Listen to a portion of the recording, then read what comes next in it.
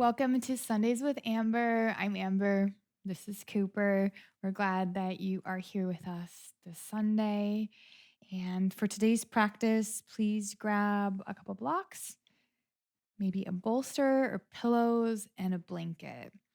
And then sitting on your pillow or your bolster and your blanket, kind of how I have the props here, moving the legs into a position called Sukhasana or easy pose. You walk the feet out wide, the shins are more parallel to the wall in front of you. Option to take your blocks and actually tilt them on their side to support the legs. And I think that's like the key is that it's actually supportive. So if it just feels distracting, then put them to the side. Or if you feel like your legs are just in a position to hold up the blocks, put them to the side or move them around so that the blocks actually are supporting the legs, that it's more comfortable to sit as a result of having the blocks. And as you come up to a seat, lift your chest. I do want to share with you um, two quotes. So the first one is a sentence that when I was researching on intuition, that I saw that I really liked, and it felt pretty profound to me on intuition. It's from Psychology Today, and that sentence is: intuition is a form of knowledge that appears in consciousness without obvious deliberation. And what stands out to me is that they're saying that it's a form of knowledge. So it's not magical. It's not something mystical or magical. That intuition is actually knowledge. We have not really been taught that to believe that, or we haven't really been taught that kind of knowledge in our culture and society. And then my favorite quote on intuition comes from Brené Brown. I love her. And the quote is: intuition is not a single way of knowing, it's our ability to hold space for uncertainty and our willingness to trust the many ways we've developed knowledge and insight, including instinct, experience, faith, and reason. And those four aspects in particular is what I feel we can tap into on our yoga mat. And the more you practice the postures, the more experience you gain, so that when you come to your mat, you can pull from that experience. But at the same time, it's being very present to when you do the postures on any particular day, you have not done them that day yet. So you come in with the experience, but also being open to acknowledging what is there for you that day. That intersection itself can cultivate intuition and instinct and a little bit of faith and reason in the moment of like, oh, I have to do this today to really be mindful of my body. So, that being said, as we come up to our seat, you can place your arms, your hands, slide them back toward your hip creases and lift your chest. Draw your shoulders back and either look down or close your eyes. And feeling your breath wisp across your nostrils on the inhale and wisp across your nostrils on the exhale. Again, inhale, exhale. With a count. Inhale, 4, 3, 2, 1. Exhale, 6, 5, 4, 3, 2, 1. Inhale, 4, 3, 2, 1. Exhale, 6, 5, 4, 3, 2, 1. Inhale, 4. Exhale, 6.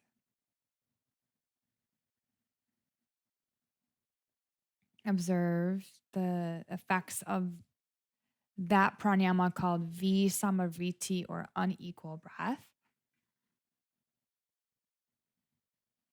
So one of the benefits is calming the nervous system. And the next practice is called Analoma. It's a variation of alternate nasal breathing. For this one, you'll use your right hand in Vishnu Mudra. So you'll lift your right hand up and curl your index finger and your middle finger into your palm. Your ring and your pinky stay together like one unit. And then you'll place your thumb tip, not the pad, the tip, right at the crease of your nose on the right side. And then both your ring and your pinky tips touch the left side. Lift your right elbow out to the side so it gives this nice opening for the chest. Extend your spine upward. Look down or close your eyes. Inhale through both nostrils. Exhale through both nostrils. Inhale through both. At the top, plug your left nostril, exhale through the right. Open both, inhale. Plug right, exhale left.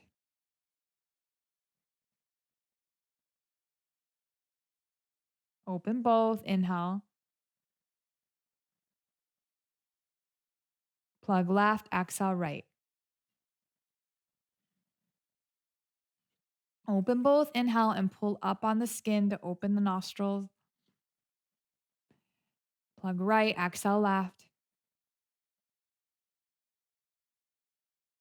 Again, open both, pull up, inhale. Plug left, exhale right. Release the hand.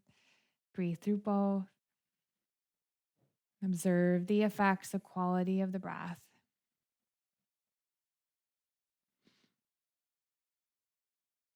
Instinct, experience, faith, and reason.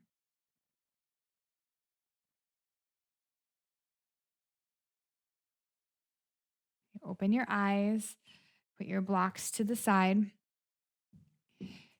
Come off of some of your props. So if you're up really, really high, which I think that's important, you'll come off and stay low on a blanket. If you have that, come into a position called accomplished pose or Sukhasana, where the ankles are in front of each other, in front of the pelvis. Lift your arms to the sky. Inhale. Slide your hands to your heart as you exhale, and then walk your hands forward in front of the legs any amount. Relaxing your jaw, relaxing your tongue. Ujjayi breath is the soft aspirant sound in the back of the throat. It's a subtle constriction of the glottis. And it creates an aspirant H sound. And both the inhale and the exhale. Walk your hands back. Walk your left hand over to the left. Inhale, sweep your right arm up and over. Lift your chin just a little bit, open the chest, and begin to focus your breath on the right lung, the right rib cage with the arm overhead in this shape. Expanding the front of the lung and the back of the lung on the inhale, and then feeling it retract as you exhale. Switch sides, right hand down, left arm up. Same thing, lift the chin. And creating a three-dimensional quality to your breath in your left lung.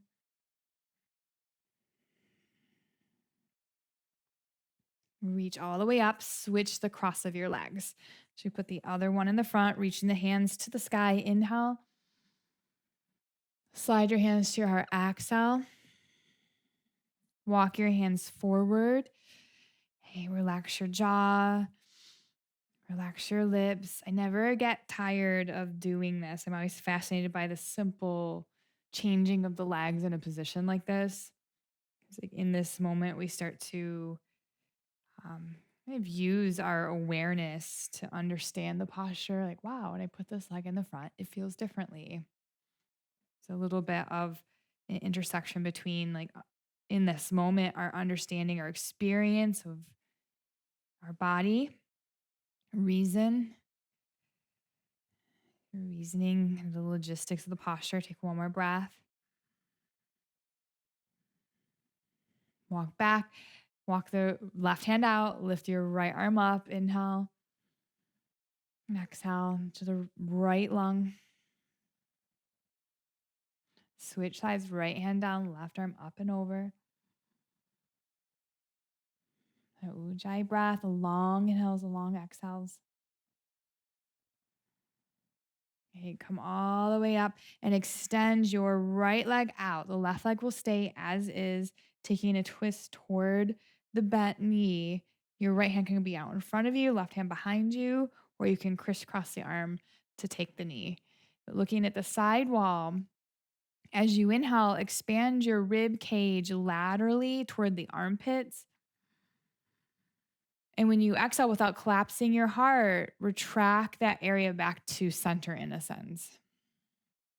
So as you inhale, expand the rib cage wide and up toward the armpit. And when you exhale, feel that kind of soften. Turn forward, grab one of your blocks and put it on any level inside your right leg. Turn your right palm up, the bicep up, and rest your forearm on that block so the head of the right shoulder moves back. Sweep your left arm up and over. We've been here in the seated position, the seated side stretch. So here you are in maybe a more challenging posture, doing the same thing with the arm. Lift your chin, breathe into your left lung. I want you to notice if you're sitting toward the front of your sit bones and your frontal ribs are kind of splayed out. You rock back to the back of the sit bones and see what that's like. And then reach from the arm and breathe into the left lung. And as you exhale, engage your core, come back up. Then turn towards your right knee, aligning your heart more with the knee. Hands on either side of the legs, and you can stay here, pressing the right heel down. As you exhale, walk out, fold over the leg any amount, keep pressing the right heel down. That really depends on how it makes your back feel. It might feel better just to stay upright and focus on the twist. Relaxing your tongue, your lips here.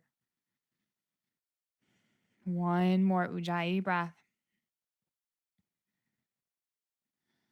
And then coming up on the next inhale, rise your hands to the sky, turn forward. Exhale, slide your left hand behind you, lift your hips, sweeping that arm. Press your left hand down and move the head of the left shoulder back. So the bottom tip of that shoulder blade moves toward the spine. Take a breath. Exhale, lower your hips, come all the way back down, and then let's switch sides. So you'll bend your right knee and extend your left leg long, taking your twist, twisting toward the bent knee. Remember, the left hand can be in the front or you can crisscross it. But also kind of acknowledging when you do that, it is kind of the arm is then crossing over the chest. So considering that when you breathe and the effect that might have on your breath.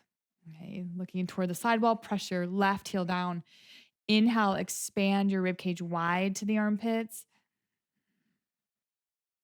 Exhale without collapsing your chest and retract the breath to center. One more.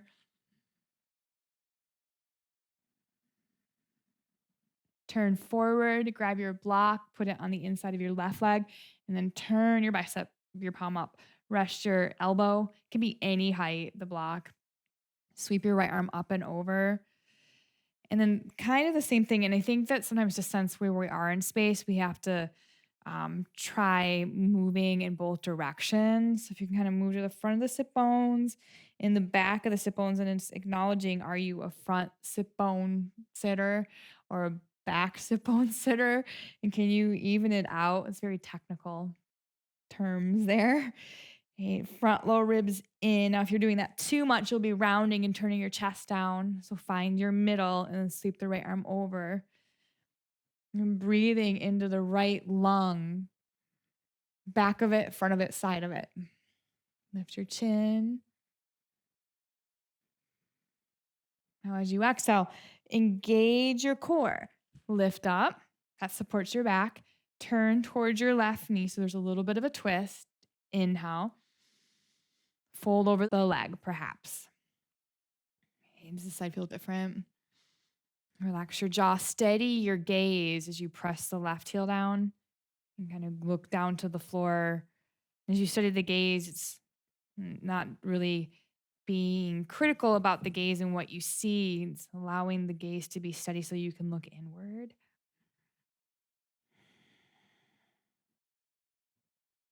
Okay, lift up, sweep your arms to the sky. Inhale. Exhale, take that right hand back behind you. Lift your hips. Move the head of the right shoulder back. As you lift your hips so the bottom tip of the right shoulder blade moves into the body. Inhale. Exhale, lower your hips, come all the way down, and then move both legs into butterfly. Soles of the feet together. Press the feet together. And then let's hook at the thumbs in Garuda Mudra. So eagle mudra looks like a bird, right? You can kind of see that. Reach your arms up, pull the thumbs apart so there's a little bit of resistance. Press the soles of your feet together. So there's like a push and a pull happening. Pulling with the thumbs, pressing with the feet. Inhale. Exhale, keep the arms in line with the cheeks as you hinge and fold. Press the soles of the feet together. Inhale, rise up. Exhale, press the feet, fold. Inhale, come up. Release your hands. Now move your feet forward more into a diamond shape. So more of the diamond shape. Cross the thumbs the other way. Lift the arms up. You can bend the elbows if you need to, but start to work towards straightening them. Inhale. Press the soles of the feet together. It's going to be harder. Hinge at the hips and fold. Inhale, rise up. Exhale, hinge at the hips, fold.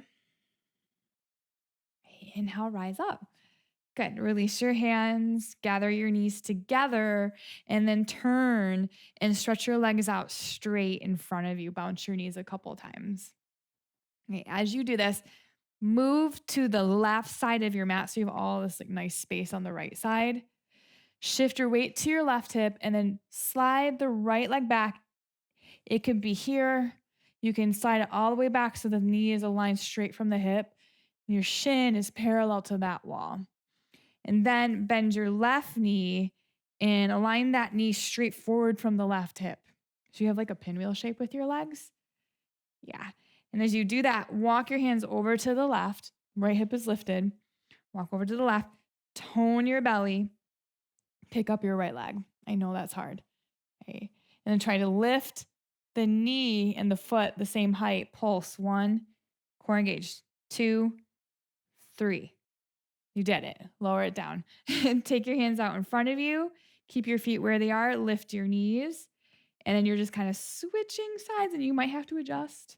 You might have to adjust the legs. Right? Walk your hands to the right. Really important. Tone your belly. Lean over the right leg. Lift your left leg. Lift the knee and the foot together, even if it's only like an inch. Pulse. 1, 2, 3. Lower. Lift your chest, keep your feet there, lift your knees, come back to the first side.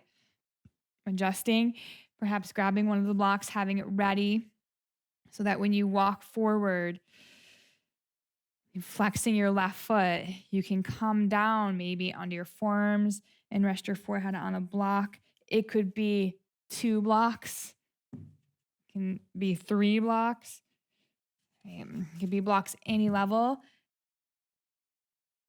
And can you either rest your forehead on a block or blocks? Or if that's not possible for you today and you're kind of upright, take one of your thumbs and press right between your eyebrows and then let it go. But you have that kind of impression there and awareness there and the space right between the eyebrows. Like you're meditating at that place as you hold this position for 2 more breaths.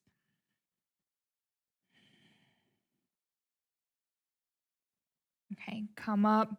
You'll take your blocks with you as you lift your knees and come back to that first side. I always move around the mat a lot when I do this. I find myself like off the mat sometimes. Remember the front knees coming straight forward from the hip if you can do that. Folding over a little bit. Watch that front knee though. If you feel pressure, you might stay upright. You might even, if that knee is lifted, put the blanket under the knee to support it. If it's lifted a lot, put a pillow and a blanket there. Okay. And if you can do it and it's okay for the knee, come down, rest the forehead on blocks. Otherwise, you're making an impression with your thumb. Relax your jaw once you get to the position you are going to maintain. Try not to fidget. If the fidgeting seems like it's uncontrollable, maybe it's because you need to back off a little bit. Ujjayi breath, aspirant sound. One more.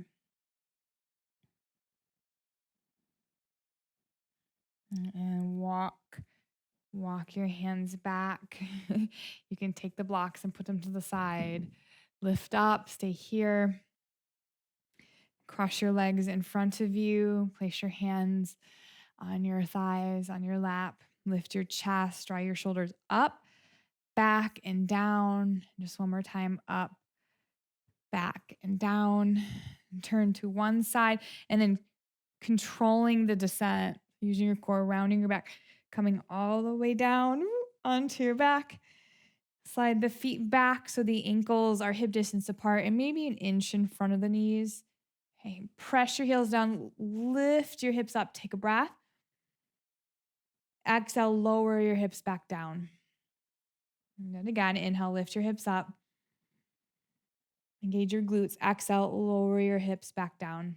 We'll pause for a moment and visualize that point between your eyebrows. And if you could draw a line straight down into your midbrain, start to visualize your midbrain.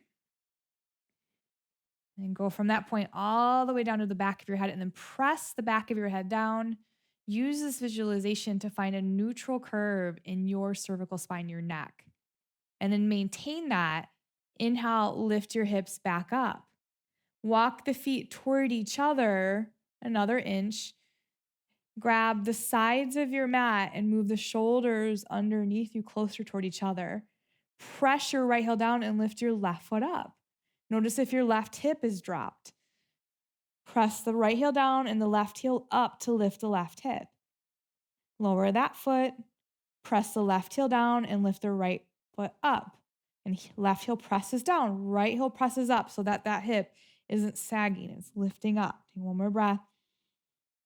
Lower the hip, lower the foot, and then lower the hips all the way down. Take a breath in. Find your block. You exhale, lift your hips back up and put the block on the first or second level under your hips, not your lower back. Again, puffing the chest. Grab the sides of the mat to help you move the shoulders toward each other. Press the very center of the back of your head down. Lift one foot up, and you can alternate or lift both feet up. And point your toes, flex your feet, roll your toes in circles, and draw circles. Letting the blood flow from your feet to your hips. Now let your feet really just relax. Take one more breath. Either one foot at a time or both feet at the same time. Lower your feet down. Lift your hips high. Move the block. Lower all the way down to the floor. Arms in a goal post. Take the feet a little wider, maybe as wide as your mat, and windshield wiper your knees from side to side. Really, every time we step on our mat, we are practicing developing the knowledge of intuition, instinct, experience, reason, and faith. Hug your knees to your chest and extend your legs out for Shavasana one at a time. Backs the hands on the floor, palms up. And taking a moment there as I was researching, intuition for this class. I came across an article that said the qualities that somebody possesses who is intuitive. And some of the qualities that I read were that they practice mindfulness. They practice moving into solitude, like making sure that they have they have that. They take time for solitude. They listen to their inner voice. They observe. They listen to their bodies. And then they connect deeply with others. To me, this is what we're doing on the mat, in terms of observing, practicing mindfulness, taking time for solitude, and listening to our bodies. And then off the mat, this helps us connect deeply with others. As you rest in Shavasana for as long as you like, setting intention for your week, inspired by intuition or anything else that has appeared for you from your intuition. And whenever you're ready, move slowly and have a beautiful rest of your day. And thank you so much for practicing with Sundays with Amber. If you'd like to stay connected with me or learn about my other offerings, please head over to sundayswithamber.com. A bunch of workshops, events, and other classes that I teach. Thank you.